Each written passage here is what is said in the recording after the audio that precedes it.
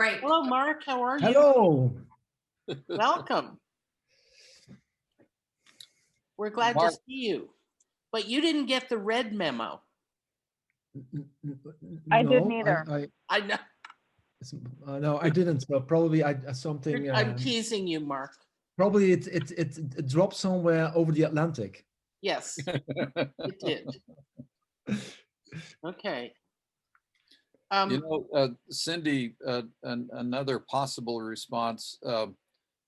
I'm part of the Dallas-Fort Worth OD network here in Texas, and it's a professional society of OD people, like the National OD group, although we don't have any formal connection to them. And it's quite an eclectic group with different backgrounds. And we have all of our meetings online through Zoom.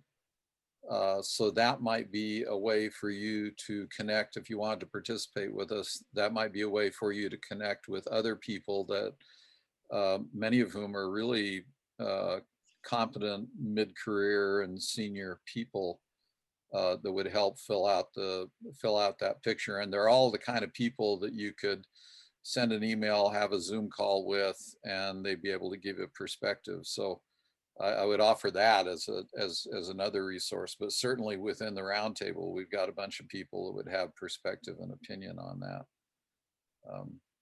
I was telling her also, you guys, that, Stu's effort to put a program together and the effort that Pete, that you guys, I think you, Stu and Paul Tolchinsky kind of iterated it. Yep. But I don't think it's gone anywhere past that. And I was saying to Cindy how hard we have found it to be to quote institutionalize anything. So if the MAOD program at Sonoma State was going to go forward, it would be terrific. I hate to see one of the only things that we are aware of in the States, right? There isn't very much. So whatever we could do to support it, I think the roundtable would be interested in helping, but I don't know what that would be. Right. And certainly conversations and Zoom calls and that kind of thing, the whole board of stewards would be willing to, and the extended group beyond the board of stewards. So you've got a lot of experience and opinion and insight that you could call upon. One of the things that is, I think, true of the field of organization development is that we're pretty squirrely about defining ourselves. And you have some people, you have religious sects within the OD community. Exactly. And so you've got some people, like in our Dallas-Fort Worth group, we've got some people that do a lot of coaching. And so they're really, their mantra goes around being a certified coach. And then we've got some people that are more human resource development, learning and development people, and they're all over that kind of stuff. And then we've got a few Lean Six Sigma and Toyota system flow management people. And then they have crazies like me that hammer on organization design, and we've got a couple of experts on knowledge management, and some people that are more straight line human resource people, but view human resource positions as being a place in the organization where you can foment change. And so even within our OD titled professional group, we've got people with very different educational backgrounds, very different readings that they've done, very different kinds of projects they've done, and we all kind of slam together. And we're also, our group, our OD network group in Dallas-Fort Worth is a self-directed team. So we have nobody in charge, and it is an absolute mess. But we have a lot of fun, and we've been going since 1993 like this. And we're the only ODNet group in the country that does not have a formalized structure that operates as a self-directed team. And one of the things that we say to people is, hey, get involved. Because if you want to know what a self-directed mess is, yeah, we're one of them. And you can come in and figure out how to influence things. And it's just, so I think that would be one way for you to tap into a strain of crazies that that really has a lot to offer. And of course, the roundtable is another strain of crazies. I mean, our genealogy in the roundtable is just crazy. Well, and there may be, I'm probably going out on a limb here because Bert's not on the call at this point.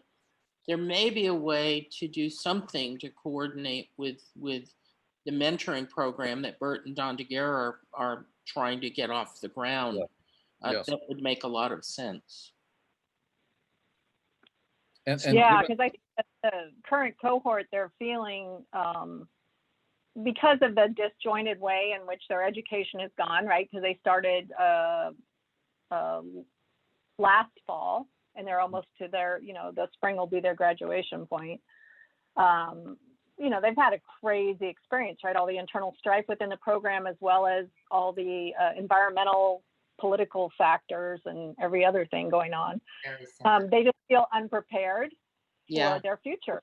Yeah. And I understand that, but a part of me wants to tell them good luck. I mean, we're all unprepared. Like, you don't come out of graduate school knowing exactly what to do in each case, right? You have to find your way. So, Well, and maybe we have to find a way to bring them into the circle of the roundtable so they at least have met some people who they can contact and talk with. Really, Yeah, that's yeah, a no, nice segue into our, because that's what our networks are doing, Pam. Yeah. They're That's right. coaching and mentoring That's each right. other. Right. and maybe we have a virtual water cooler that's aimed directly at this crew. Yeah, that saying, could easily be. You That know, could hey, be. Great idea, Pete. yeah, That's a let's really get a great idea. dozen of us together and Yeah. have a conversation. Yep. And Yeah. you Cindy, guys we'll drag determine you into what. planning that. How's that? yeah, that's a great. You're on, Cindy. You're now nabbed in. This is what we do. We just get a little hook, just a little hook in. And then we Took a reel note. it hard. I just put a note down on that. It's perfect. I think So- it would be really Well, helpful. I can say too, like,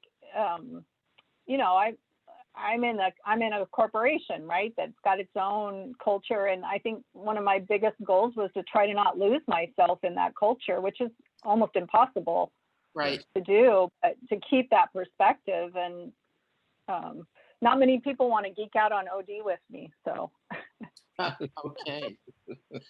By So, the way, just to make sure the introduction is clear, Mark, you have met Cindy before. She was at the 2016 conference in San Francisco and was one of the Sonoma State graduate students that helped Mhm. us. So you guys know each other. Yes, I think so. Yes.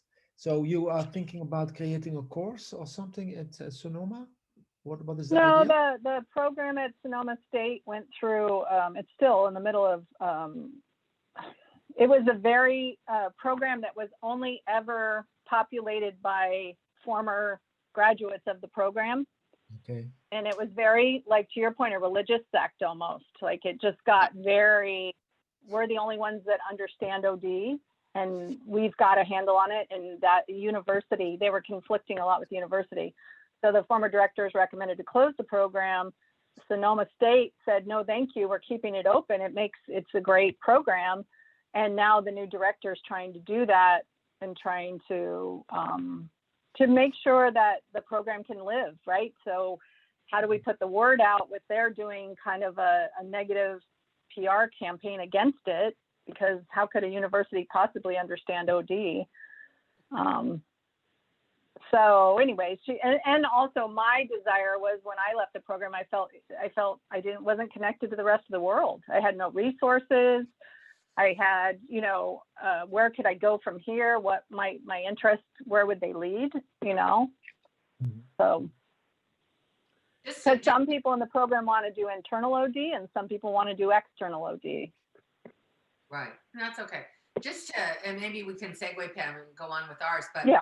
just to, I think footnote, Pete, your idea, if Cindy's interested to do it with Pam, I think the potential of doing a water cooler and helping the current members of that MAOD program kind of ask and get, whatever support that they can get in a water cooler conversation about where they are and where they might go forward.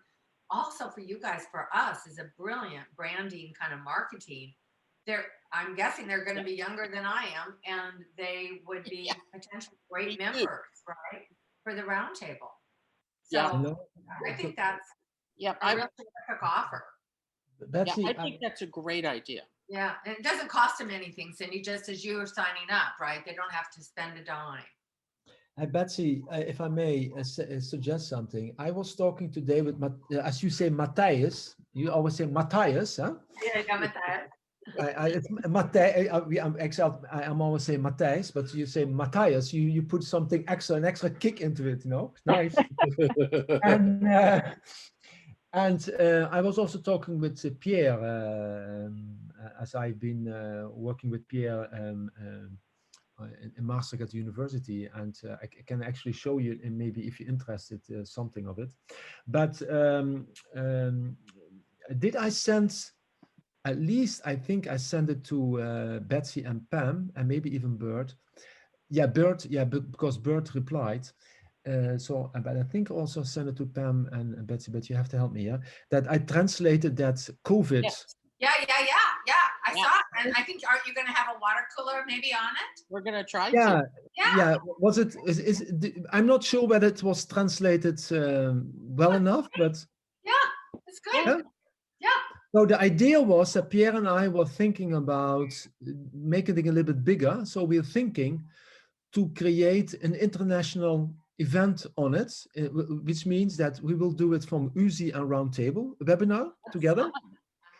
And that was the idea. So and Matthias found it a good idea as well. But then we have to schedule a little bit. So we were thinking maybe March, April would be then a good idea, because we also have some events locally.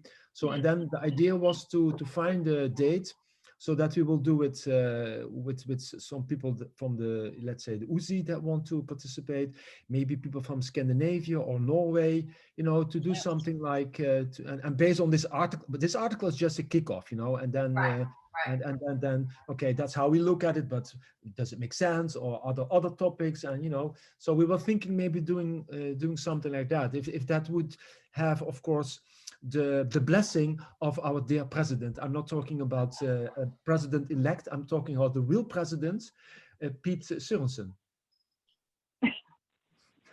That one, the prophet. You have my blessing. We're calling him the prophet, Mark. He looks like a prophet. Yeah, Yeah. I think that's. So who is this man? Who is this man?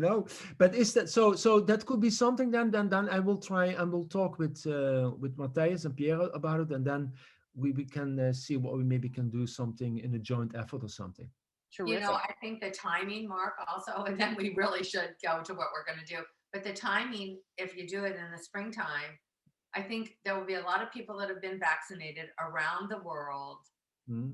Our president will have soundly gotten into place. Mm-hmm. And it's a kind of a point of optimism and kind of a new beginning for really the world. And your thing is a very positive spin, right? So I think it would be really meaningful and a lot, very symbolic beyond what it is. I think it'd be very nice. And it would be a good spot to connect the Sonoma State students and alums. Right. Right. So no, great. Good idea, Mark. And if you wanted to test the ideas out in February in a water cooler, we could talk about that. Yeah, but we can also make it an extended water cooler or whatever.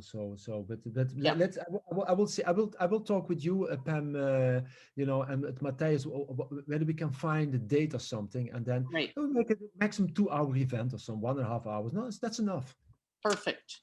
So that said, yes, we're going to pursue that. That said, what we're experiencing here, guys, is what the water cooler was intended for. Was what are the things we don't talk about until we're face to face, and we just need to catch up on.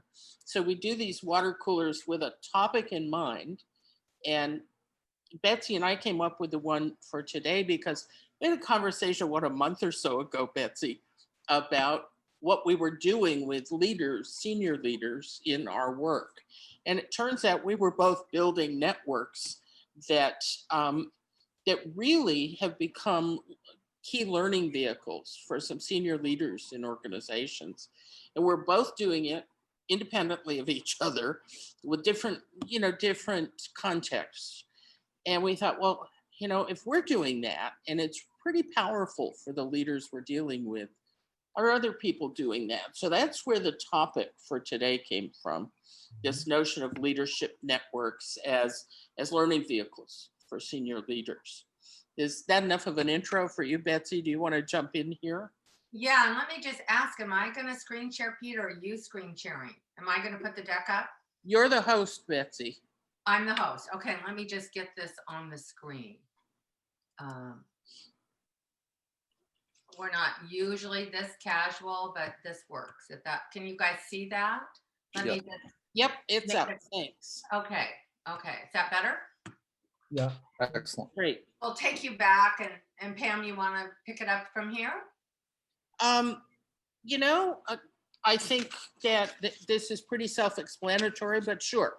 When we do the virtual water coolers, our objectives are really to hold space for conversations, inquiry, and learning around issues that we want to talk about. It's a community building kind of activity.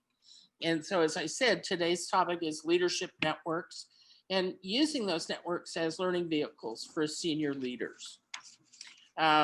We've been doing a whole welcome thing, setting the context, Right. really just kind of saying we're talking about leadership networks. And Betsy and I created some guiding questions that may be useful to us. And we just thought we'd talk about what we have. We've got a little bit of a presentation. We tried to summarize some of what we're doing into a chart that may be useful. And then we'll just open it up. Okay. So I'm going to kind of walk us through half of the chart and set the context for this a little bit. And this I think that with there's 5 of us, so it incredibly informal, but that's my preferred style anyway. You guys know me. And just to go back, this did happen very kind of serendipitously. And Pam and I were just chatting and then we, as she said, we realized, oh, that's interesting. I'm doing this. What are you doing? And Pam said, well, I'm doing this with the school superintendents. So then Pam, this is another hook, Cindy. Pam says, oh, okay, let's do a water cooler on this. I went, okay, all right. So just to say, where I'm going to take you through the left-hand side of this chart, which is the work that I created, and I'll just take you back. So this was spring this year, I think about April. And I'm working with some senior leaders, and it just happens because it's not been my practice heretofore. But I suddenly have clients that are CEOs of philanthropies, and talking to some of them after COVID. So this was about April. I wouldn't say frantic, but really like, what? What am I going to do now? How do I work with a board remotely? How do I do strategic planning remotely? How do I fire somebody remotely? And then who do I talk to? So I can't be that vulnerable to the board, and I can't be that vulnerable to my team to say, I don't know what, and I realized they need to have something for each other. So I got this idea, and then one thing led to another. So I started it in June, I think, as a prototype. And I never, just to be, really open, I didn't charge initially for 2 rounds because I thought I was learning, is this valuable? And I didn't know quite how to do it. And now I'm doing it and I'm charging. So, and it's the same, I started out with just wanting women, which I had never also done in my career, anything for just a group of women. So this is a group of 5 women, and already my approach started out to be weekly. We realized that was way too much. Then they went to every other week. And now I thought, well, maybe every 3rd week, because they're going to sign up for 6 months. So it's going to run January to June. And we decided, let's do, two of the members said, I can only do it monthly. And everybody really is bonded with each other. So, okay, we'll design it for that. So even this virtual tri-weekly has already morphed from when I put the slide together. So this is a very adaptive model to the needs of our members, right? The participants in the network. And I'm sure Pam will speak to hers as well. So I have 5 women who are, as I said, CEOs. They're at the top of their house, CEOs of their philanthropies.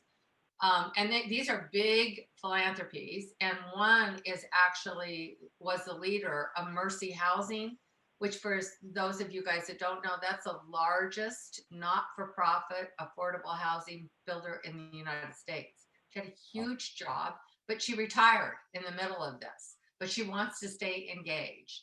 So if they sign up, and now there's a charge for it, what they're getting is that we've made it case-based. So a participant says, okay, I'll take January, I'll work on my case, and we send it out ahead of time. And it's very brief. What's the situation? Here's the context and key questions. And then they share it, and we've designed it in 90 minutes. So they take maybe 50 minutes to share the case, and then they're coaching each other. Have you considered this? Or where have, this has been my experience. And the questions are questions like, how do I work with a board member that isn't aligned with where we're going? That was one question. One question was, how do I recruit and retain and bring on new board members in this era of, distance? And they don't know, how do I build a community of board members? One person was a case that she'd been CEO of a huge philanthropy in California, enormous, over $1 billion. But they never had a culture of development. And she had people that had been in this philanthropy for 20 years, their whole career.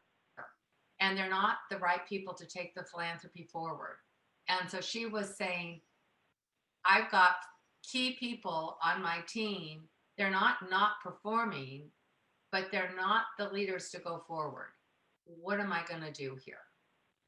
So there are those kinds of questions. So while they're really relevant to their situation, we have found that they totally can be generalized and extrapolate. Everybody gets something from the coaching and the mentoring and the questions in the case discussion. And they're really liking this. So the goals that I created and are turning out, it's to be a real safe space. So confidentiality is huge because the philanthropic world is very small. They're very highly paid. They don't ever want to leave. Ridiculously highly paying, if you want my side opinion. And they know each other. So cone of silence and confidentiality is really critical to this.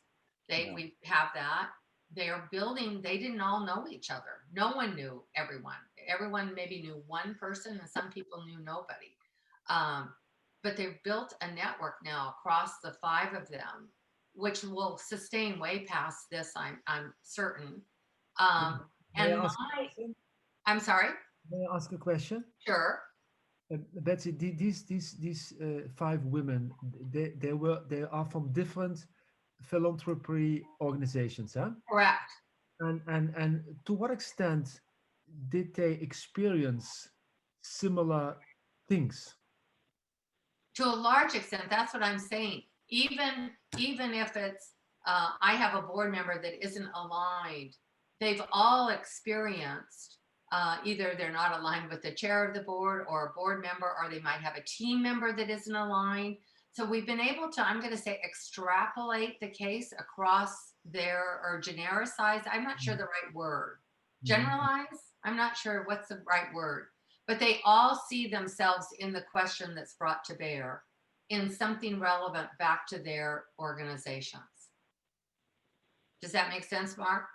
Yeah. That's pretty fascinating. Yeah. It's really interesting. And what I'm also interested in about is, Betsy, maybe I'm not so familiar with these philanthropic organizations, but the people that they are working with, I assume, which might have different opinions, etc. Of course, also people that are, let's say, so independent financially because they have so much funds to their, they have so many, they're so rich basically. Does that play a role in how to get them, keep them engaged, or how is this also a topic? Yeah, and you're raising a really interesting topic for them. So they're handing off their money, right, to nonprofit organizations usually, but many of these foundations are family foundations. So there are dynamics with the family. So one foundation's family might be different than the next foundation's family, but they all have dynamics. So that was one of the questions. One of these foundations is a very large foundation, and the founder lives in Germany. And this is a foundation trying to fund equity and diversity in environmental causes. So, of course, it goes across to people of color. And the CEO is herself of color. And this guy is not to be trusted, quote unquote. We would never leave him. This is what somebody told her when she got the job. We would never leave him with a group of women of color. Oh. Right. I mean, so, okay. And she didn't want to say more about it than that. But everybody could, has had situations where, not necessarily that situation, but uncomfortable situations that they've got to figure out how to have a difficult conversation with the founder. It may not be that conversation, but certainly. So how did you deal with that? What are you going to do with that? Have you thought of this? This has been my experience. So that's how it kind of gets generalized. Okay. So the other thing, in terms staying with the goals and focus, what we know about leadership development, and I'm sure you guys all know this, is leaders really develop, as we all do as adults, I think, or people, with feedback and self-reflection. So I ask them and I write up notes, and I want them to think about, what did you learn from this interchange? What about you will be different, if anything, as you go forward? And asking them quite specifically to think about this and to self-reflect on it, because that is my strong belief, that that's where you start to internalize things, and all the literature, it's not just my belief, all the literature points to that. So they're getting that, they are developing themselves as leaders. And we have a really great range of people really towards the end of their career. As I said, one woman is exactly my age and just retired. And then others are very early in their career as CEOs, a year in, and one woman is 5 years in. So there's a nice range. So I think I've kind of said that about membership. And then the benefits is that they gain insight and experience with a group of peers. And I would say that the peer cohort group is maybe the most important, next to the case. I don't know what Pam will say about that, but in my experience, that's the learning community that's so powerful, with a group of peers that they respect, can learn from, and as different from down or up. They get exposed to new models and theories, because that's my addition, right? I bring that as I'm listening to it, or as I write up the notes. I might say, here's the STAR model, or here's this kind of team development model. They don't know those things. So I'm bringing that to them. And they get a chance to, I think I asked them, what's the benefit of this? What are you guys finding? And they find that they feel affirmed after these conversations. Maybe I didn't know what to do, or wasn't sure of what I thought I ought to be doing going into this conversation. But as a result of the conversation, I feel much more confident. And I don't know, that I'm not going to say they're all anxious, but they have huge jobs. And where do they get support? So that's my half. That's, and then I'll just say that I've started, some of them said, will you run another one of these? And they want it for the number 2s in foundations. That are ready to go to the number 1. And they need a space to learn as well. So I'm starting to create that. And I think I'll probably start that in March, assuming I can get enough people that are interested. And I've decided 5 is sufficient. It's about what I can handle on Zoom for 90 minutes. Pam, okay, so I'll switch. So Pam, you want to pick up with your? Before Pam takes over, but I hope, although it's second in the command, you don't charge second in command. You still charge premium prices, I hope. Yeah, it's gonna go up. It's gonna go up. I'm not charging enough. I'm not the best marketer. I'm not charging enough for this one, so that's okay. I learned. I think that's true. We learn from it too, don't we, Betsy? Yeah. So there are lots of similarities between the network that I'm involved in coaching and what Betsy's just shared with you. I want to talk to you about the school district superintendents that I'm working with. I have the distinct advantage and challenge of working with 2 colleagues to lead this network. Both of them came out of education. One is a former superintendent in multiple districts, and the other is an expert in curriculum and equity, and I bring the sort of organization design and strategic planning expertise. So among the 3 of us, we have a pretty broad base from which our superintendents can draw, broad base of expertise. Each of us had independently been asked by several superintendents. I've been working with school districts on and off for 10 or 12 years about what kind of support systems are there out there other than the educational service districts. In the state of Washington, all school districts are assigned to what's called an ESD, educational school district, educational support. And those districts are based on geography. And we found that in many cases, the superintendents in those educational service districts were too close to each other to share some things, and were not close enough to share other things. So we pulled together a network. We've got about 10 folks in it of superintendents who all came out of the same, here you go, Cindy, all came out of the same doctoral program, okay, at Seattle Pacific University. We pulled them together because they had, I mean, there's clearly some common ground there. They've got kind of common learning, and the models they knew were similar. And so when they talked about what was going on, they used common language. It got us over a couple of major hurdles that Betsy had to deal with her group. And we do kind of an online monthly 90-minute session, part of which is a prepared program and part of which is open. What's going on for you, in the last month? What's happening? How are you doing? How are your teachers doing? Let's do a check-in. So we started, my 2 colleagues said, oh, let's give them 15 minutes. I said, they need 30 to 45 minutes to do a check-in, because that's where we're going to find out what's really on their minds.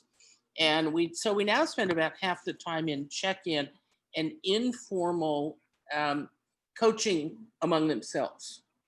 And then the other 45 minutes we spend with something that we bring. Our mission is that each time they come, they get something new that they need to think about and can use in the future. They get something they can use today, and they get good quality time with one another. The good news is they didn't all know each other because they came out of the program at different times. Most of them are new to their districts. Some have been superintendents in other districts and have just come into one, Lake Washington, which is one of the biggest districts in Washington. Lake Washington School District is east of Seattle and encompasses a lot of the east side. That's a large district. The superintendent there's a terrific guy. He hasn't been there a year. He was preceded there were 3 superintendents in that district in the 4 years prior to him being hired.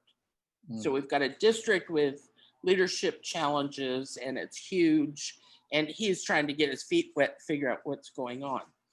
Yeah. On the,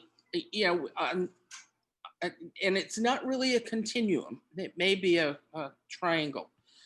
We've got a couple of superintendents in districts that are tiny. I mean, 3,000, 5,000 students. Okay. Lake Washington has 20,000 or 25,000. We've got a couple of superintendents who have been in their current roles for a long time, 5 to 10 years. They say 8 years is about the average lifespan of a superintendent in a particular district. So we've got a huge range of experience. We've got a pretty big range of size, so the challenges differ. But it's great because these folks can talk to each other. Well, when I was in such and such a district, we had to deal with that. All of this today is totally complicated by COVID. And we've got the Department of Health in the state of Washington. We've got county health departments. We've got the governor. We've got city regulations around who can open schools, who can't open schools, what are the illness rates need to be before you have to close. And these superintendents are struggling to provide equitable educational opportunities and learning opportunities in the midst of other people who don't care about learning. They only care about health. Yeah. And so that's what they've been talking about a lot. And what they are telling us is that they've got other places to go to talk about COVID. They've got other places to go to talk about educational funding from the state and the federal government. They don't have other places to go to talk about what do I do when one of my school board members walks into the district office for a board meeting wearing a concealed weapon. Oh, geez. They don't have places to go to talk about teachers who are calling the parents of their children and saying, it's not safe to send your kids into the classroom. We're not doing the right kind of cleaning. Okay, I mean, we're working at that kind of tactical level, and we're working at this big, huge, what are we going to take forward from what we've learned during COVID and hybrid learning models and, no kids in high schools in classrooms? What do we take forward from that can inform new models of education in the future? They all know they don't want to go back to teaching as it was. Yeah. But it's so hard to get out of today to think about what's different, that this gives them an opportunity to do that, and a safe place, as you said, Betsy. So they're asking for help on equity, big picture strategic stuff. They're asking for, how do I deal with this interpersonal stuff? The whole range. And what we're finding, they have colleagues who have heard about this and want in. And we're not doing that because we've pulled the ones we know from this particular program. And we've got to think about how to translate what we're doing into networks for those who don't have that base connection. So does that give you the differences from what Betsy's doing? But you see the common ground there. It's people who need something that doesn't exist, and they can get some of it from each other and some of it from those of us like Betsy and me and my colleagues who can listen, learn, and figure out what might be helpful to them and plug it into the system. Pam, this is absolutely delightful. Last week we had the City of Coppell online workshop with the roundtable, and it's fascinating the kind of struggles they're doing. It's not a commercial organization, and these two categories of organizations are not traditional commercial organizations. And yet what we're saying is that in all three of these arenas, whether it's public government, schools, not-for-profits, everybody is going through this kind of redesign, rethinking of how we're approaching kind of almost everything. Yeah. That commonality is striking to me. It is. It is common, and I think what we're finding is they don't have any place to go think about it. Yeah, You yeah. know, so providing this really as a consulting service is Yeah. turning out to be timely and really valuable and, you know, relatively easy to do. So Pam and I are happy to answer questions about our, you know, what we presented here. And then we just generated some, we can go anywhere you guys want to go. Let's Yeah. just say that. But here are some questions to make it more interactive than just Pam and myself speaking. Is what are you guys seeing for senior leaders? And how they're getting support during this period of time, and what are learning opportunities, and take it anywhere you'd like to go with it. Maybe even just what's your reaction to what we've done?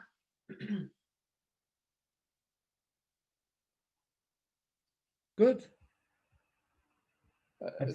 I like the fact that you're talking about small groups, you know, 5 to 10 people, airtime for the folks. We're not just preaching to them or trying to teach them. That's an element of it, but that's not the dominant thing.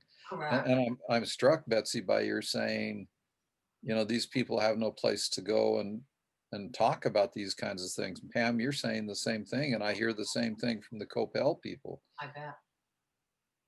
Right. Yeah. And That's that's very kind cool. of the peer aspect, Pete, that feels really safe. It's not their boss, it's not their board, it's not their subordinates. Mhm. It's them. And in the course of work, they don't have it, right? Although your Yeah. Capel people could be the leaders across the city organizations, right? But they might feel too vulnerable because that's peers within inside the organization, right? Right. They're really good about being open and having open communication, but that team of 3 people, they've got themselves kind of to talk to about the macro kinds of issues, and about their direction, but they really have nobody outside other than me thus far. They've got some colleagues around the state that are leaders of other cities, but it's still they haven't told me about any formal mechanism that they currently have to have the kind of discussions you're talking about. Right, right. Right. But Sounds- that's the ecosystem that you could create within. If you were interested, I'm not, Yeah. you know, trying to sell this or anything, but for them to say, okay, here's other cities we'd be interested, you could pull something together, right? Yeah. Yeah. One of the other things that strikes me about what both of you have said is that there are a different group of stakeholders that are kind of coming out of the woodwork this year that they have to pay attention to in a way that they've never had to pay attention to before. So for instance, all the health groups at the local, county and state level, teachers who have an opinion about COVID, and try to influence families maybe. I mean, it just seems like they're having to have a lot of different kinds of conversations now than what they've even had before. Yeah, and there is, we had a meeting yesterday or the day before with my network, and one of the things that came up was, and it's a question we're going to take up at the next one, is how do we keep ourselves from falling back into what was the norm? Mm. You know, can we use our network and figure out how to do something significantly different that improves education? Yes. I think, and this is more a question than anything else. You know, I've been doing this in education for a long time. I I used to work mostly in manufacturing and big organizations in the competitive arena. What I'm doing now could be perceived as non-competitive, Okay. as could what Betsy's doing. I don't think it's non-competitive because individual school districts in this state fight for dollars. Okay. So there's competition for resources, but it's not competition between District A and District B for students or for work or for clients. So I'm wondering how these models would work in a fully competitive environment, which might mean that I'm going to try and put Cindy on the hook here. I mean, and Mark, you've had experience there too, as have all of us. But I'm wondering how traditional competition, would impact this vehicle, if you will.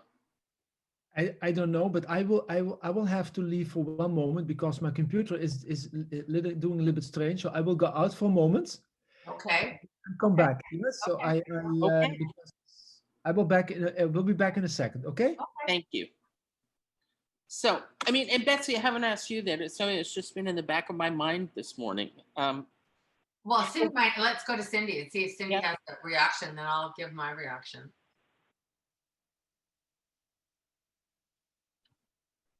Cindy, unmute.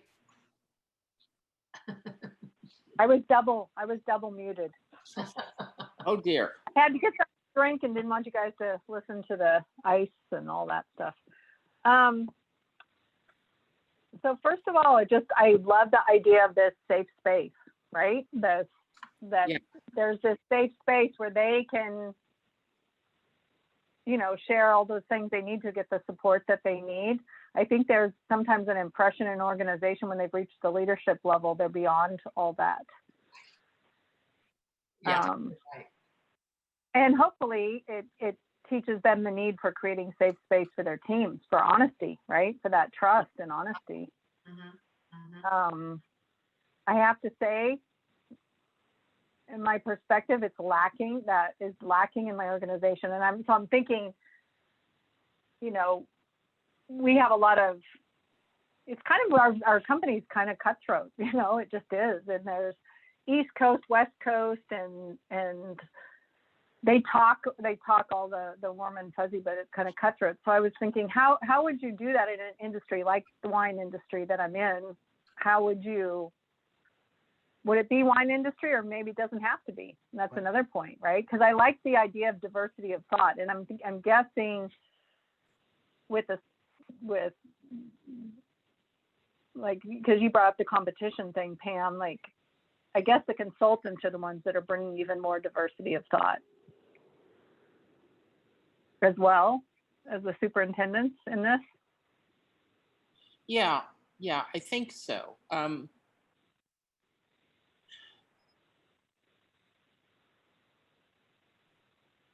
Yeah, I certainly bring a very different perspective, which gets me in trouble sometimes, but it's all good. I'm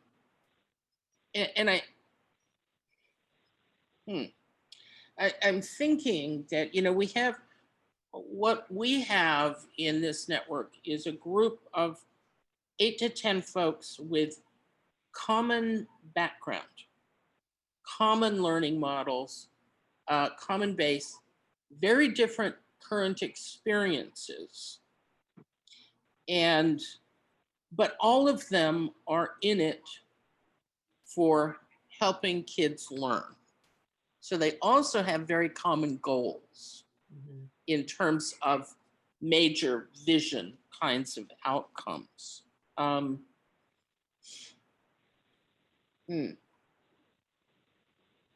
I think something, and I may not have said this, the first thing that we did when we met with this group was we institutionalized the concept of safe space. It's here's the umbrella. We're under the umbrella.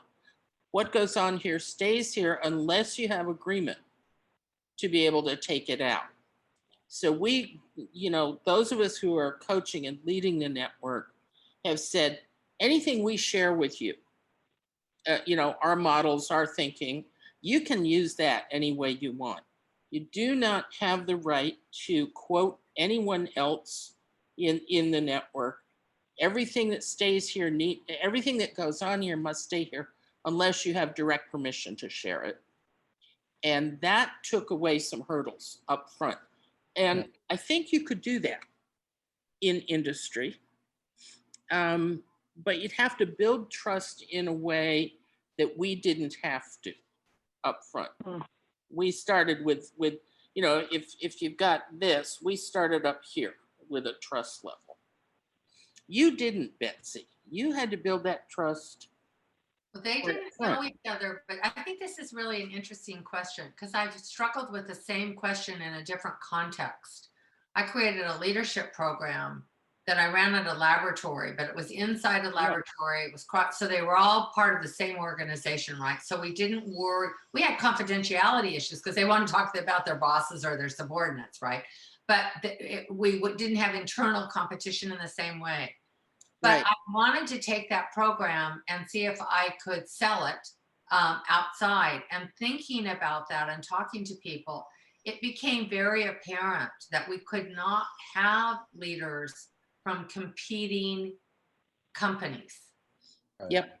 That wouldn't work. But Betsy, if I may, if you look at the Star Lab concept, they were talking about very strategic issues that even so-called the best companies in the world, right, in terms of innovation, were struggling with, and they used the model to have, let's say, even competing companies in the same room. No, I don't think they had. If you go back and look at who was in so Cindy, this is a Star Lab thing that I was talking to you about with Stu Winby, right? The research project. I don't think, Mark, if you looked at that, I don't think there's competing industries in the Star Lab. Google, Apple, multiple. It's banking. It's high tech. It's medical. medical. Google and Apple were there, no? Google and Apple were there. I don't think both of them. I could be wrong. You'd have to go look at that. Yeah. And maybe Stu set up something different. I don't know how, but in my experience, the feedback, I never pulled this off, right? I'm trying to do it again in the philanthropic world and the nonprofit world, and I think that could work. But in corporations, I don't know. I guess it's. But when I was listening to this, and please don't miss. If after I said the word, don't immediately start responding because it might sound negative, but it's not negative at all. But it looks like to me a little bit of similarity, like an AA meeting. These networks, how so? They're sharing. Here I am. I'm Betsy. I'm a leader, and I have a problem. What is it? Yeah, something like that. And because and why I'm saying this, because these people talk with each other, and basically there are well, there's of course one person who is then the leader of the meeting, so to speak, but that's more like a chair, right? But the people are they all have a problem. Right. They cannot talk with other people because they are not in the same context. Right. And so these people that all have these alcohol problems, right, so to speak, they know basically, they have similar problems. It might have different context and starting point, whatever, but they know when somebody is saying something, they know exactly what this person means, and they're struggling themselves how to solve. So, and then, although they might not find a solution for themselves, they can give good advice to the others. And by doing so, this helps them to reflect as well. So that's why the idea came into my mind. This looks like I think you're right. AA committee or something. Yeah, I don't know that I would try to use that analogy, but I think you're actually right, Mark, because if you think this is a network for support, and AA is a network for support. So I think the intention, context wildly different, but I think you're right. I think you're right. They're coming from their own experience. It's shared experience, right? Maybe you Shared should use leaders. Weight Watchers. Yeah, I think Maybe you you're should right. use Weight Watchers as instead of AA. You know, there are currently, I put in chat the list of the names and the websites. There are two senior level CEO people support networks for commercial organizations. Yeah. And the way I've come into contact with these groups is through the Institute of Management Consultants. One is Vistage International and the other is the Alternative Board. But they form these CEO or senior leader networks all over the United States, and they're probably going internationally. I just don't know that much about it. But similar ideas, and it's very structured and it's paid. You have to be a member, and they try to get. They've tried to recruit me a number of times as a consultant to start it. It's kind of a franchise model. Right. I know the Vistage. Yeah, it Do is. you? Okay. I Yeah. do. Yeah. So I know there's that exists, but I don't know of anything comparable, say, with school districts or not-for-profits or municipalities, government kind of. And I think this model, maybe I just see it as very persuasive, as being something valuable to be able to give people space to have these kinds of very difficult and challenging conversations. Yeah. But you know what I also think is that if you frame it a little bit more professional, but if you look at these very prestigious executive MBA programs, huh? Yeah. That's in a way what they're doing as well. Because I'm not sure whether you have been in these MBA programs. You know, I had once an opportunity to be at Harvard. And that's basically what they do. You sit there in such a small arena. There are a few talking heads in front, and the people start deliberating with each other and say, yeah, and somebody throws in something, like a problem, and then they start talking with each other, sharing their experience, and that's basically what they do. So you can also frame it like a very compact executive meeting, because the higher you get in the organization, the more lonely you can get professionally, because you don't have anybody to talk with, because people talk with you, yeah, basically, but you Correct. don't have anyone to talk with to think about what to do in this organization. Right. So basically you can also call it a buddy system or a buddy reflection system or whatever, something like that. Because especially when these people have similar responsibilities, they're dealing with the same problem, just dealing with the same shit. So Yeah. Even I titled mine Leading in the Time of COVID. Yeah. And I thought it was the perfect name, actually. Yeah. Like Gabriel Marquez, right? Leading in the time of color, living in the time of color. And they said, well, does everything have to be COVID related? Can we only bring problems that are COVID related? And I said, no. COVID's like the backdrop, right? It's the context, it's the water that we're all swimming in. So some of these problems aren't they would have had these problems anyway, like a board member that's not aligned, right? Yeah. But COVID exacerbates it because I can't take this woman out to lunch. I can't go have coffee with her. I can't see the chair of the board casually. Right. So it complicated things. But now that we have gone this far, and this group, the same group, wants to stay together, wants to go another much longer round, but they wanted to change the name. So to some extent, Pete, I'm thinking about your non-leader-led OD group in Dallas. In some ways, I'm leading it. They're paying me, but it's so group. And okay, you guys, do you want to go? Yeah, we do. How long? How often? And they said, but we want to change the name. And I'm thinking, it's my project. It's what? And they go, no, we don't want that name anymore. And I went, okay, what do you want? And one of these women who picked up her family in the middle of COVID from Pasadena, and unbeknownst to us, didn't say a word to us. And she said, okay, I'm sending you an email. I may have connectivity problems, blah, blah, blah. The last 2 weeks, I moved my whole family to Barbados. Oh, Wow. Just to say, they're younger. This is kind of how people are really adapting and flexing and trying different things. And she said, leading ladies, dear leading ladies. And this is not me, and they said, we want that name. Okay, you can have that name. I'm not going to use it for anybody else, right? But okay. But it's also just to say that the network model is morphing itself as the context morphs. Mhm. Yeah. Right. So like the name, how they see, I don't know if I'm being articulate enough, but it's still a network. It's still going to be case-based.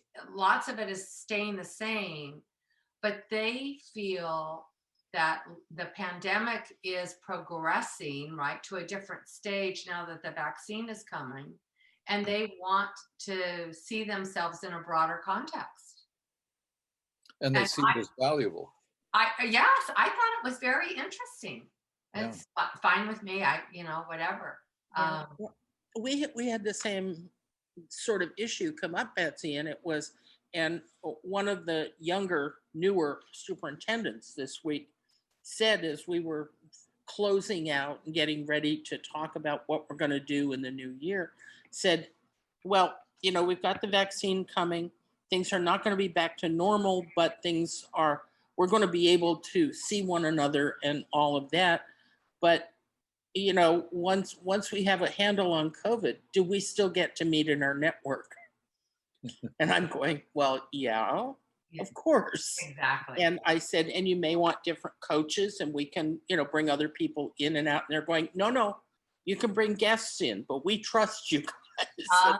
Great. And so that's another piece of this is I think that the coach or leader of the network, the convener, if you will, is or conveners are critical Yeah. to the success of the network. I don't think that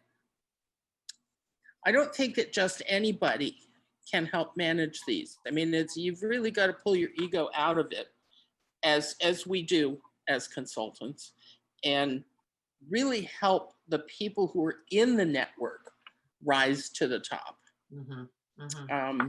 So there's another piece: who leads the leadership network? I think that's an important choice. Pam, I think your use of the T word is really powerful, the notion of trust. And I think we've seen this throughout our careers of places where trust does not exist, people don't open up. Right. And Cindy, I think about your arena saying that your organization is highly competitive. I think sometimes that highly competitive aggressiveness tends to eliminate or to limit the growth of trust. Yeah. guys, I was thinking about something, and I always like to think in acronyms, to make it to give it an identity. Yeah. So I was thinking about NLP, neuro linguistic programming, in that line. I was thinking about maybe what about the leader, something like the learning a leadership platform, the LLP, or the leadership learning platform, or LLP, or something like leader reflection platform, LRP or something, to give it a catchy name or something. I don't know, something for you, Betsy, or maybe the leadership deliberation platform, as well, something like that, to give it a catchy name. Yeah. Well, what's something just in between? Well, for the next one, I was thinking, so I'm not going in quite the same direction, Mark, but if I put this thing together for the number 2s, I was just going to call it leading through uncertainty. Oh yeah, why not? Yeah.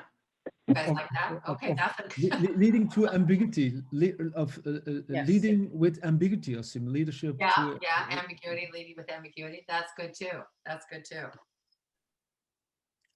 Well, And that good. does seem to be a common characteristic that would apply beyond COVID. Right. Yep. COVID is our primary driver of uncertainty today, but what's the primary driver of uncertainty going to be tomorrow? Climate. Yeah, well, our whole industry in the wine and spirits industry has been disrupted massively by COVID. People are purchasing different, and it's really brought to the forefront because it used to be we knew the formula.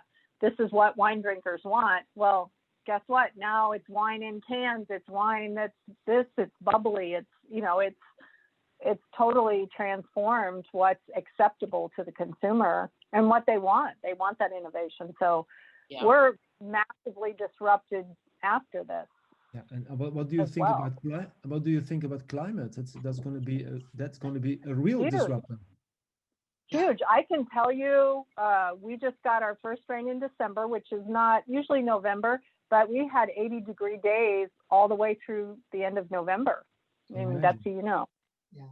So absolutely, it's a huge disruptor. Yeah. Yeah. Yeah. And the fires have actually burned down some of the grapevines. They've massive amounts of inventory, wineries. Smoke taint is something we're constantly researching and figuring out how to work with. Yeah, it's definitely, climate change has hit us hard. And wouldn't it be interesting if the competitors in the industry could get together and figure out what to do about some of that, pool their expertise and their learning? And Yeah. not likely to happen because of competition. So interestingly, so I grew up in this area, very small, kind of rural Napa. And so the winery owners back in the day were all friends, and they did that. Mr. Mondavi is very famous for being inclusive and helping the whole industry, right? Because his vision was bigger. You know, I work for a company that purchased a lot of properties in this area. They're upstate New York based. They own, a cannabis company in Canada and beer and brewery in Mexico. So they don't have that same connection, I think. Yeah.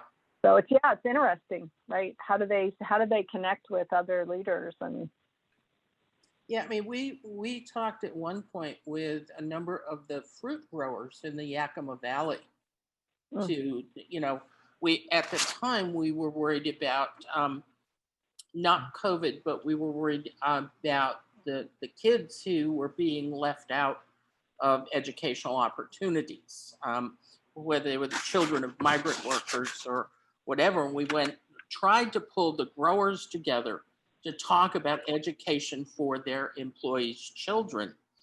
And we got 2 or 3 who would talk to each other, but we had a number of them who said, oh no, I'm competing with them. I can't go to that meeting, or I'll come, but I'm not going to talk. And, and really bizarre.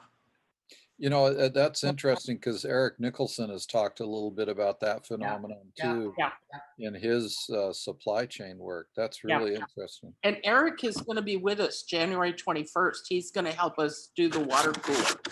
Excellent. So that should be really fun.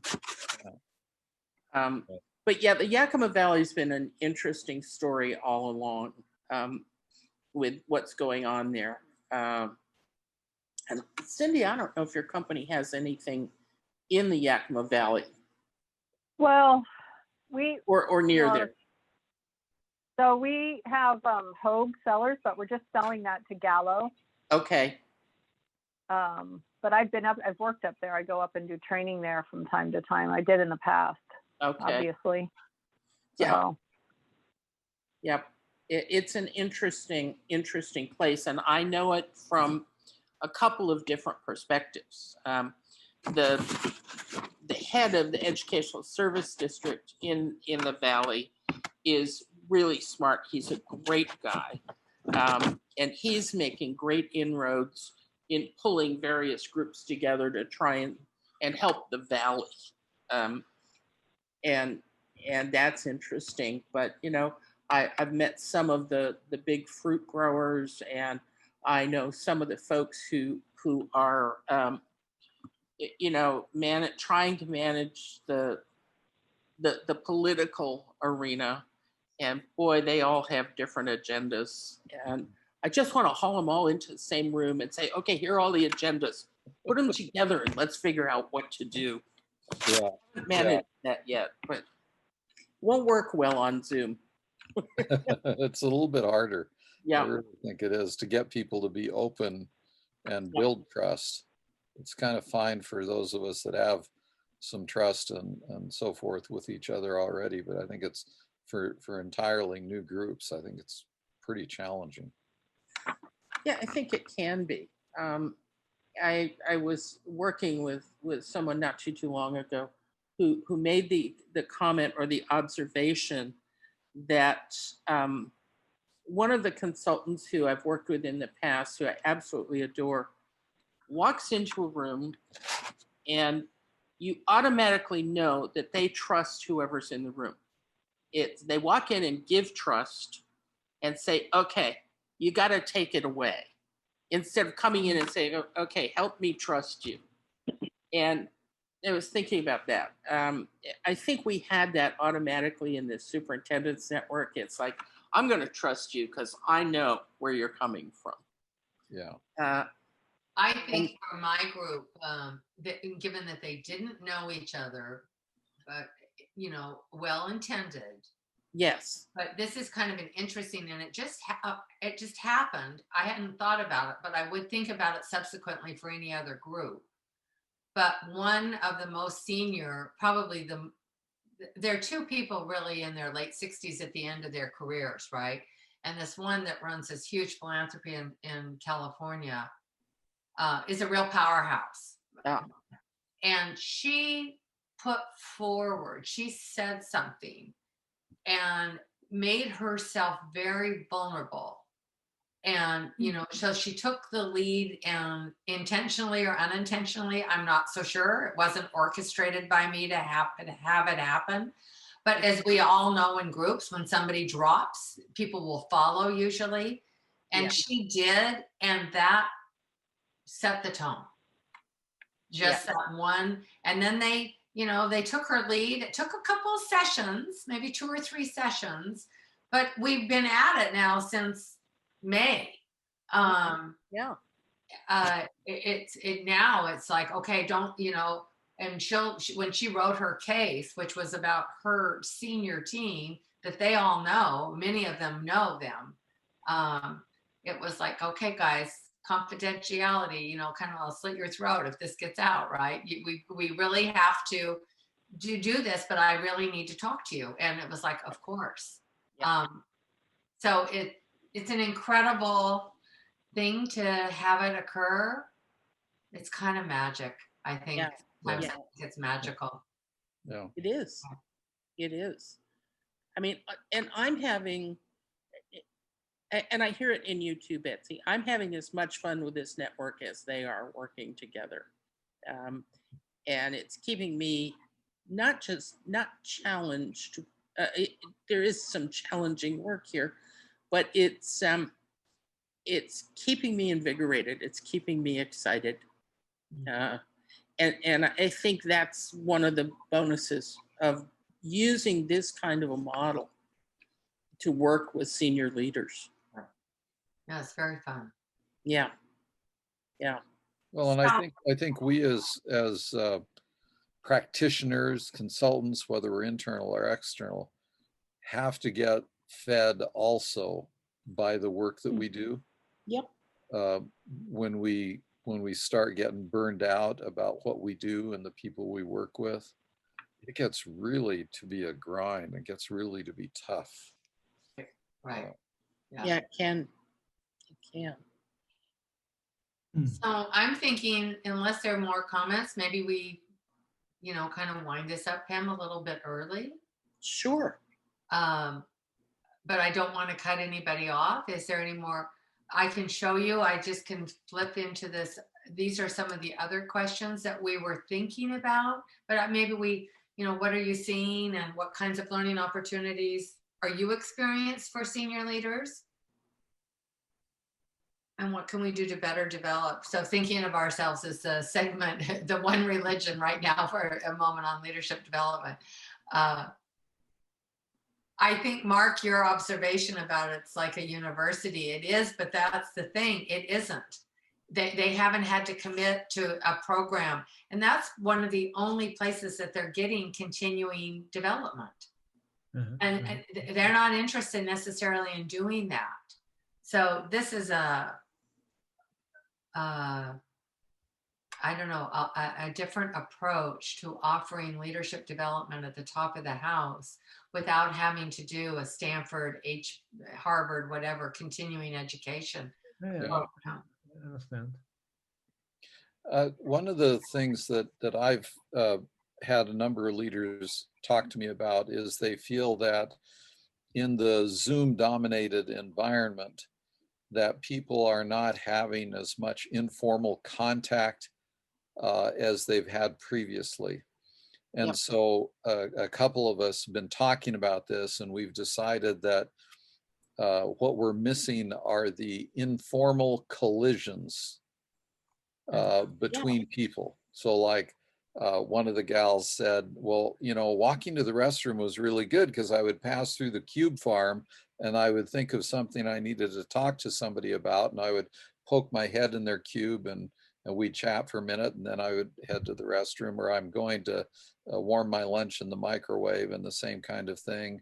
Or I've got something I'm trying to accomplish, but I know I can just, you know, get over to somebody's cube and say, hey, when can you take 20 minutes, and informally set that up. Right. And then another one of the women in one of the groups said, I just want the social time that I'm missing. Mhm. You know, where it's not necessarily talking about a specific task, but it's about the social connection, and then that helps me get the work done. Right. And so what the leaders have been talking about is how do we orchestrate informal collisions in a Zoom environment? It's Mhm. interesting, Pete, because I have two of the soups that I'm working with. Have one is every Friday at whatever time it is. He sits on Zoom for 90 minutes, and everybody in his district has the address, and they can drop in or not. And then he does another hour a week randomly. He'll send out an email to everyone, or Slack message or something, saying, okay, I'm on Zoom if anybody wants to get on. And so he's creating opportunities for those collisions, if you will. Yeah. And it's working pretty well for him. That's neat. Yeah. That's neat. Guys, if Cindy, did I interrupt you? I thought you were going to say something there. I was just going to say that, so so we had an office. We have wineries here, but we also had an office, and they made the decision to close the office. So Yep. when we go back, there will be no back to go to. Yep. We'll pop in and out of different wineries. And we've had a lot of employees hired since we got sent home.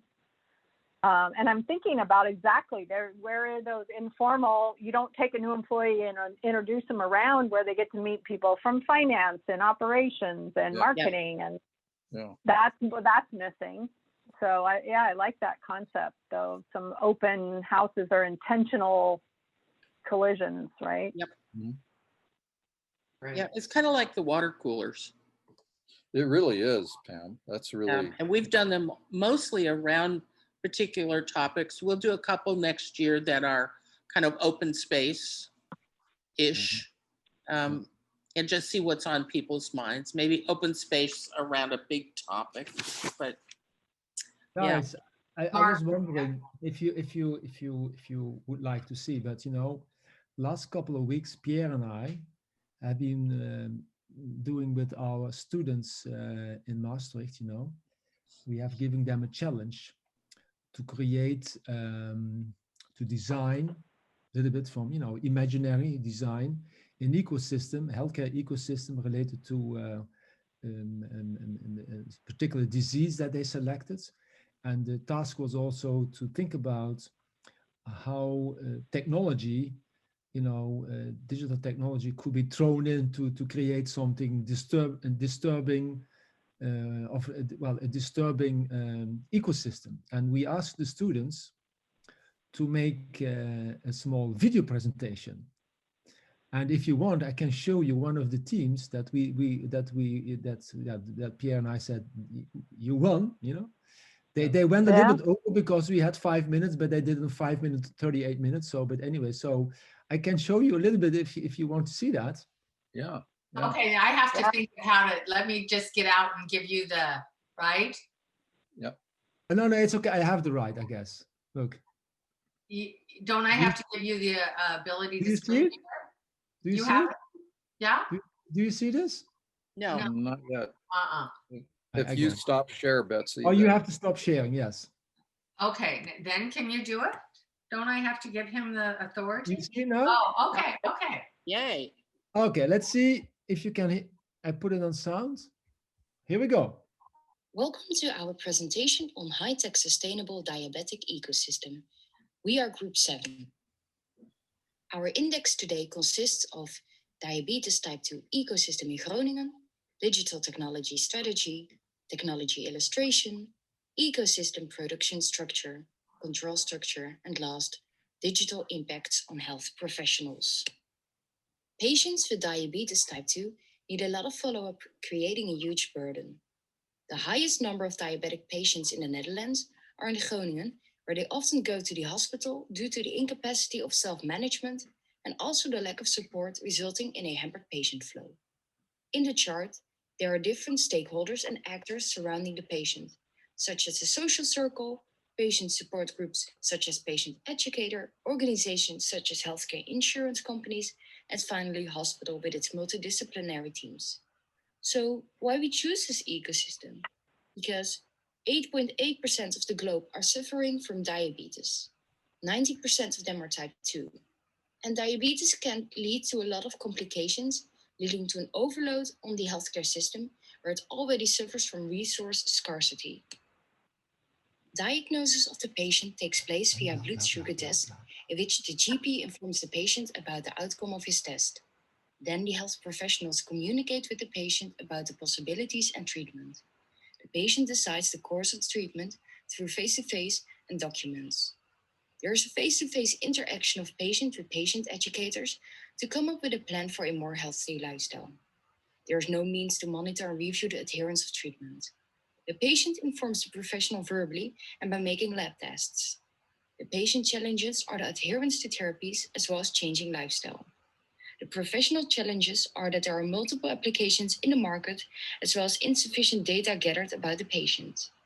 The challenges of the management team are coordinating with a broad multidisciplinary health professionals face-to-face, resulting in physical limitations. Many technologies will be implemented in our new ecosystem, such as the GlucoWatch, which is a non-invasive glucose measurement device which will have a help button in case of emergencies. A SportWatch, which gives an insight of the patient's physical activity. An insulin pump, which acts as an artificial pancreas for severe cases. An insulin pen, which provides patients easy and accurate insulin doses. A personal health trainer to transform and share data safely. Chatbots, which provide quick informative responses for the patient.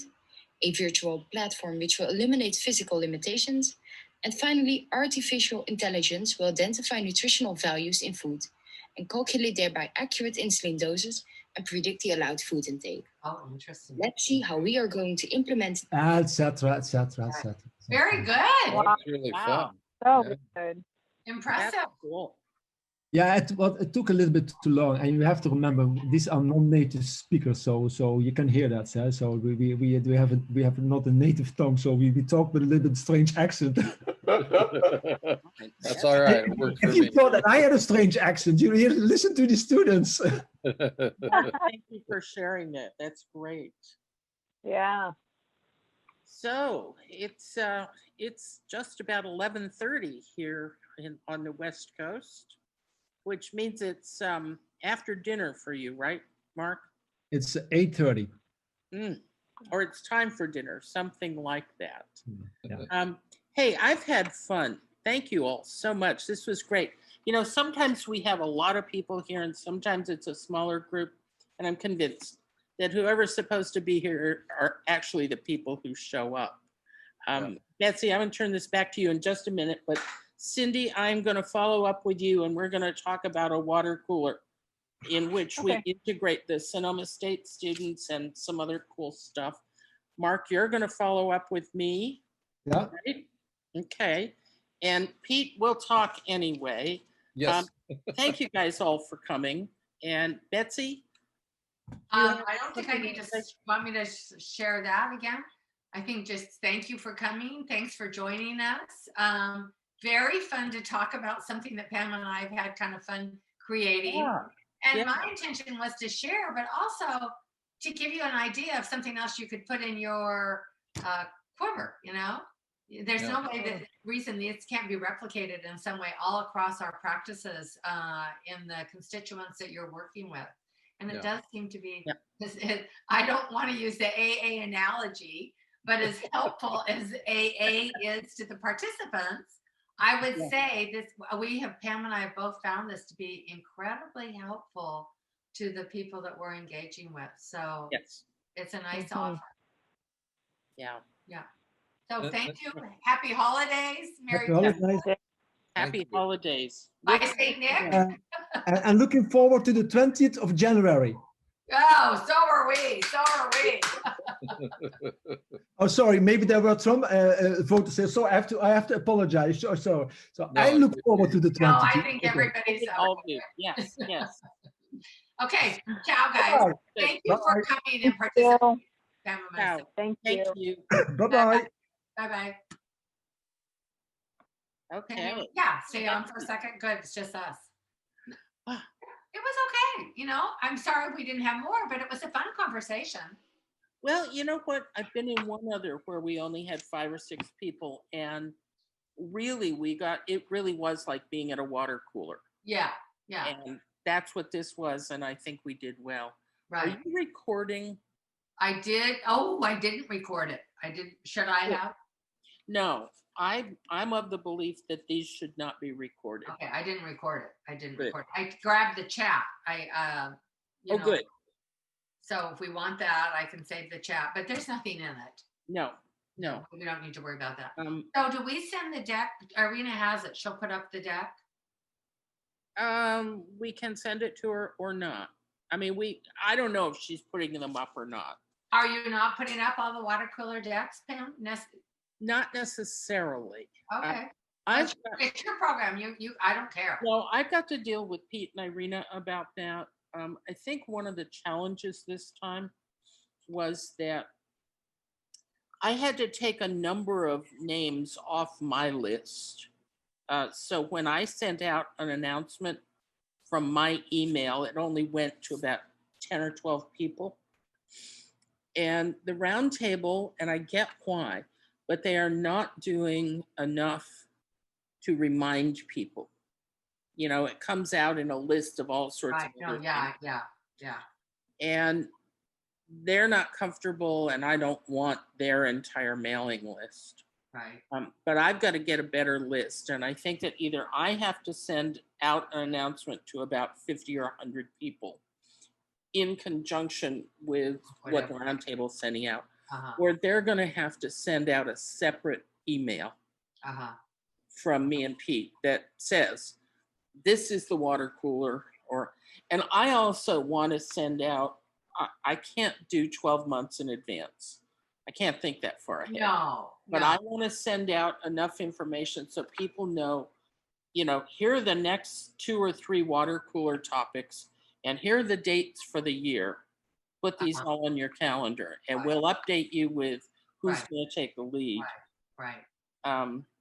But anyway, thank you for doing this. I had fun. I mean, I was like, God, I never thought about, can you do this in a competitive world until we started talking. No. Well, I had thought about that. I thought about that when I put it together. I think that's interesting questions. I think really, honestly, Pam, the very best thing that came out of this is a connection with Cindy. Yeah, I do too. Really glad she showed up. And Sonoma State is really floundering, but now that at least they have this woman that really wants to claim it, where these other 2 bozos, they were so not helpful. Yeah. So not helpful. That's what I I- understand. Yeah, I offered to go up there and to talk to them and to talk to the participants, to do a lot of whatever. They Yeah. never took it up. So I think if she comes in, if you do a watercolor with those or water cooler with those participants, we may get a whole bunch of new members. Yeah, I'm thinking about that, and I'm thinking we may label it connections Great. and talk about how do you generate connections. You're coming out of school, you don't know anybody. We're going to bring some students in. Why don't the rest of you come on in and let's talk about this? Yeah, no, I think it's great. I think it's great. So Um, your ideas are great. So yeah, thank you. Thank you. well, this was fun, and it'll be Eric in January. Great. And Mark, I've got to talk to him. Originally, he wanted to do a water cooler with the COVID paper. Right. Right.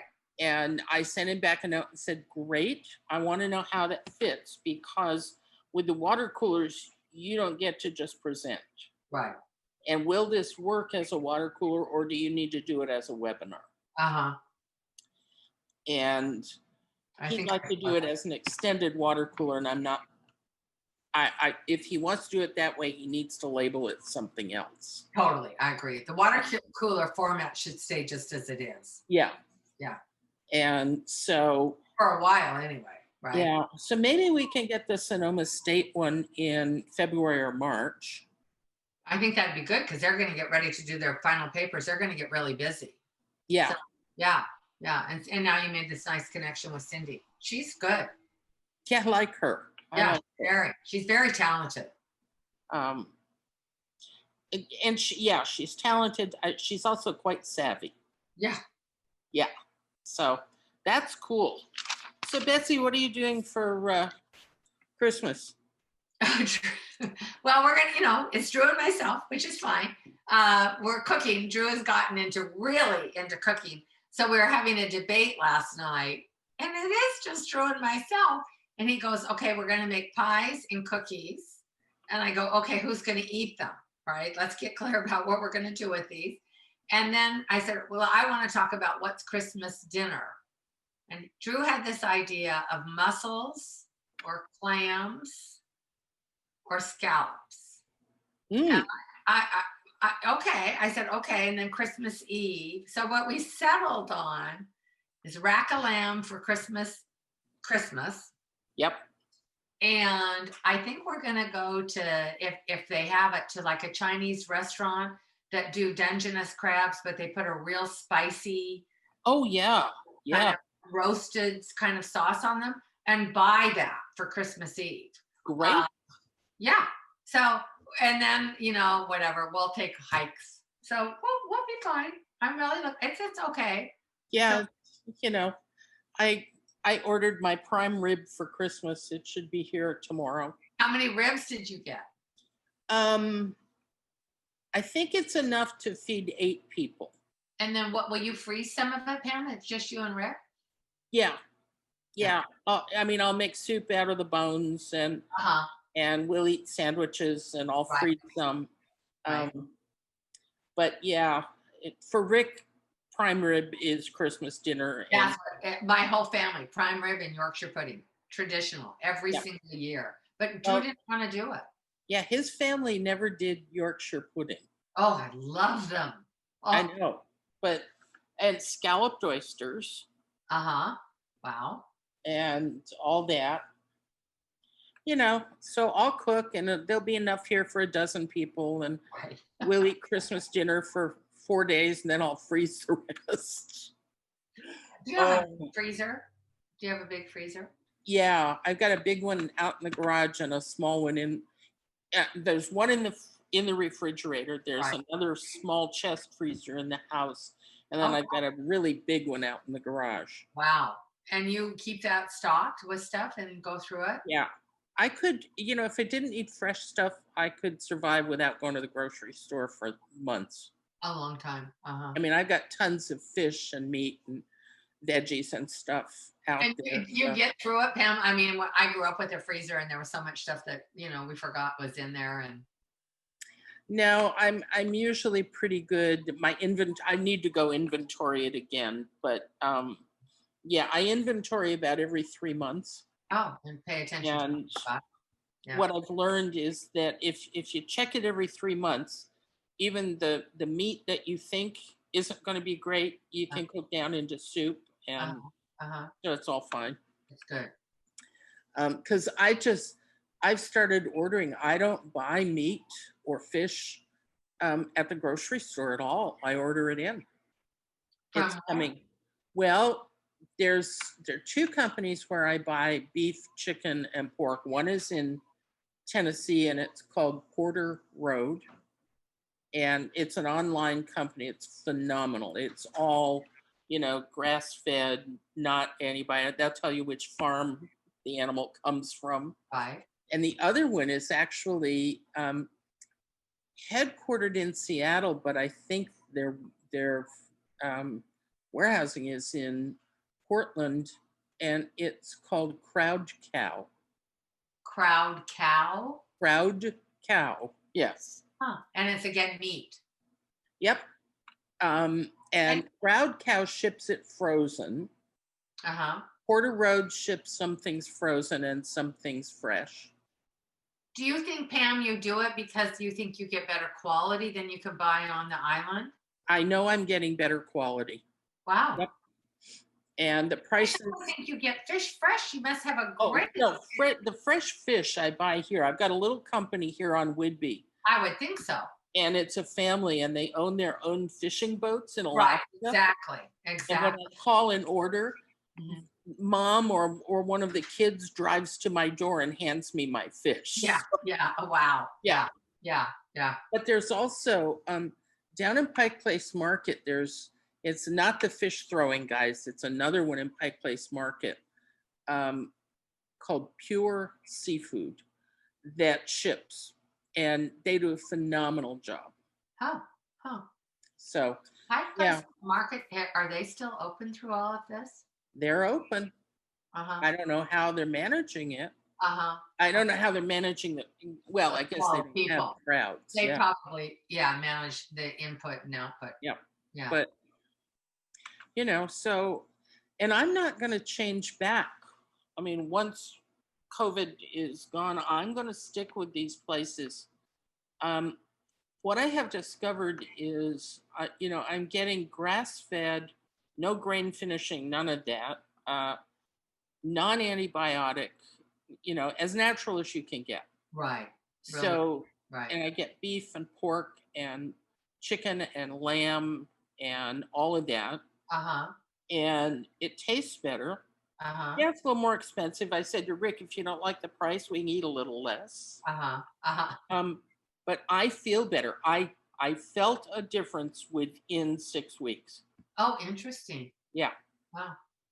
So now I can buy Oregon beef, and I can buy another brand of beef here, but I can't buy the other stuff and be guaranteed That'll that be it's good. all natural. Uh-huh. Interesting.